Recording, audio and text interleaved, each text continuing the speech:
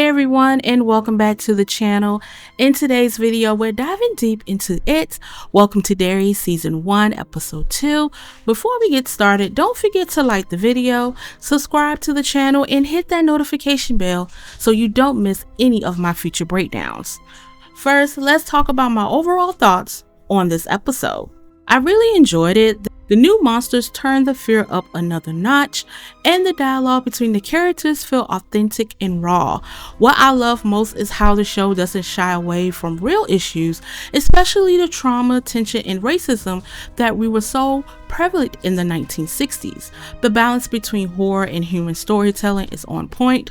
The Easter eggs from other Stephen King stories is tied everything together without feeling forced. Even though the kids are at the forefront, these two men, Leroy and Dick, feel like the backbone of Derry's story right now. Overall, I'm giving this episode a 9 out of 10. So this episode picks up right where we left off, the aftermath, the demon baby attack.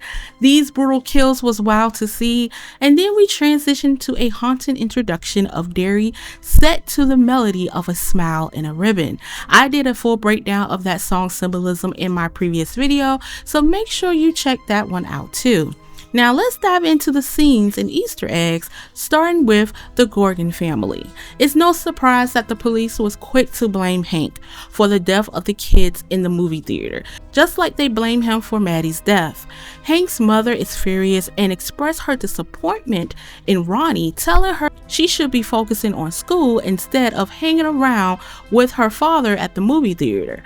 Her tough love and stern personality really remind me of my own grandmother, old school, firm, and not want to play games. Now, the Hanland family dynamic is one of my favorite parts of the episode.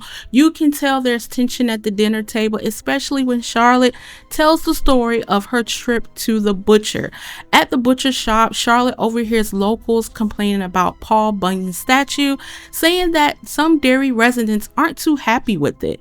The butcher she meets is named Stan Kirsch, and that last name should sound familiar. Kirsch is also the name of the elderly woman Beverly encounters when she returns to Derry as an adult in It Chapter 2. While Charlotte's talking, she spots a group of kids bullying another child and steps in to stop it. But Leroy and Will think that she should have stayed out of it, especially her husband, given what happened at Sheriffport. Charlotte, though, is a strong-minded and refuses to back down, while Leroy knows how to read the room and control it quietly. Two survival instincts that define what it means to live in Derry.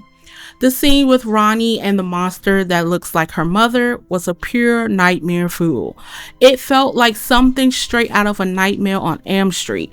Just when you think it's over, the creature keeps tormenting her, whispering that her father is going to jail.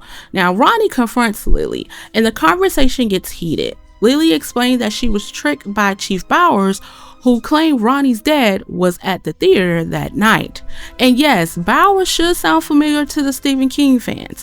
The Derry's police chief is Clint Bowers, possibly the father of Butch Bowers, who later becomes the father of Henry Bowers, the notorious bully from It. The Bowers family corruption seems to be a generational curse in Derry.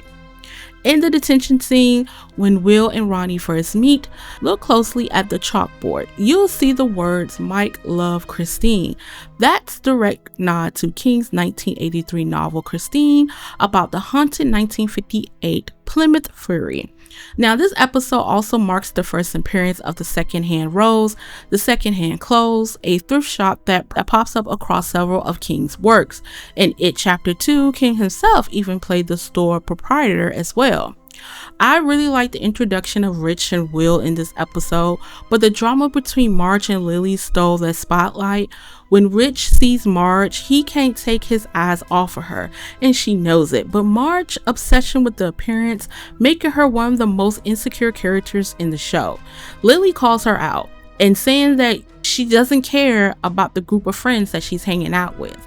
Now, the moment hit hard, but once Marge finds out that Lily's back at the asylum, that might change her perspective. And also, I want to say that I don't think Marge had Lily's interest in the beginning, especially in the first episode.